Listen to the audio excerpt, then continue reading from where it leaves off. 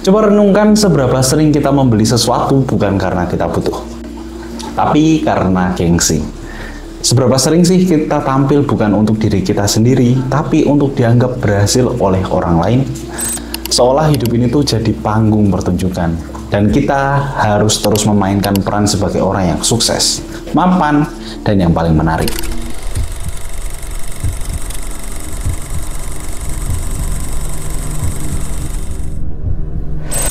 Kadang kita pikir hidup yang salah, padahal yang bikin berat itu seringkali bukan karena hidupnya, tapi karena kita terlalu sibuk ingin terlihat lebih dari orang lain. Inilah penyakit hati yang bernama gengsi. Diam-diam, ia mengendalikan arah hidup kita. Gengsi seringkali lahir dari luka. Ada kisah seseorang yang dulunya itu diremehkan karena miskin. Sekarang dia sudah jadi sukses luar biasa. Tapi kesuksesannya bukan lahir dari rasa syukur, tapi dari ambisi untuk membuktikan. Sayangnya luka itu nggak benar-benar sembuh. Ia hanya berubah bentuk menjadi dorongan untuk diakui, untuk dipuji, untuk ditakuti.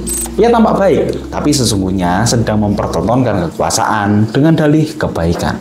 Akhirnya segala keputusan hidupnya bukan lagi tentang kebaikan sejati, tetapi soal bagaimana dia bisa tetap jadi pusat perhatian. Ia bantu keluarga, tapi bantunya itu disertai dengan syarat. Ia memberi, tetapi standarnya tinggi dan kehendaknya jadi keharusan. Semuanya bukan karena cinta, tetapi demi nama baik, demi gengsi, demi kebanggaan yang semu. Di dalam Islam, keluarga itu bukan tempat untuk menunjukkan siapa yang paling sukses. Keluarga adalah tempat saling menompang. Saat satu merasa lebih tinggi dari yang lain dan memaksakan standarnya ke seluruh keluarganya, maka keretakan akan dimulai. Karena gengsi membuat seseorang lupa bahwa keberhasilan sejati itu bukan saat kita berhasil sendiri, tapi saat kita bisa membawa kebaikan sistemik tanpa merendahkan yang lain.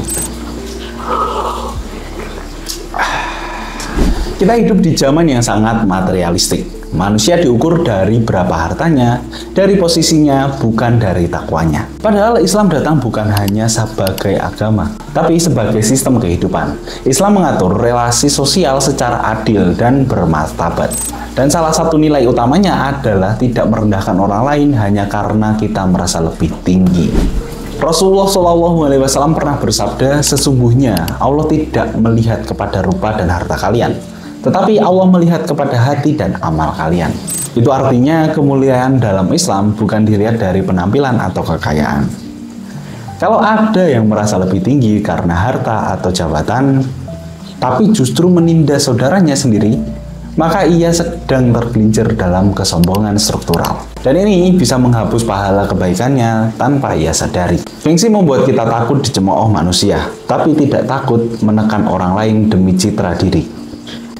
Kita khawatir dibilang gagal, padahal kita sedang menyakiti keluarga sendiri. Gengsi itu seperti racun yang dibungkus dalam wangi bunga. Tampak indah dari luar, tetapi merusak dari dalam. Islam juga melarang kita untuk pamer dalam bentuk apapun. Karena dalam pandangan Allah, kebaikan itu nilainya bukan pada bagaimana ia terlihat, tetapi bagaimana ia dilakukan dengan tulus tanpa pamrih. Bayangkan, kalau kita bisa hidup tanpa gengsi. Kita bisa bantu orang lain tanpa merasa lebih tinggi. Kita bisa hidup sederhana tanpa merasa rendah. Kita bisa menerima kekurangan orang lain tanpa mengeluh. Hidup jadi lebih ringan, lebih ikhlas, lebih tenang, karena kita nggak sibuk membangun citra, tapi sibuk memperbaiki diri. Kalau kita kaya, kita bantu. Kalau belum mampu, kita bersabar. Tapi jangan sampai kita kaya dan bikin orang lain menderita supaya kita terlihat berhasil. Dan jangan juga kita miskin tetapi tertekan karena terus mengikuti standar hidup yang bukan milik kita. Allah sudah mengingatkan dalam Al-Quran, sesungguhnya orang-orang yang beriman itu bersaudara. Persaudaraan itu bukan kompetisi status, tetapi kolaborasi dalam takwa. Kita semua punya posisi masing-masing. Tugas kita adalah menunaikan peran itu dengan adil dan rendah hati. Jadi, mari kita tanyakan lagi ke dalam diri kita sendiri. Apakah kita ini hidup untuk Allah atau untuk pandangan manusia? Hiduplah seperti yang Allah perintahkan, bukan seperti yang manusia harapkan. Karena manusia bisa kecewa kapan saja, tetapi Allah selalu adil kepada hambanya yang ikhlas.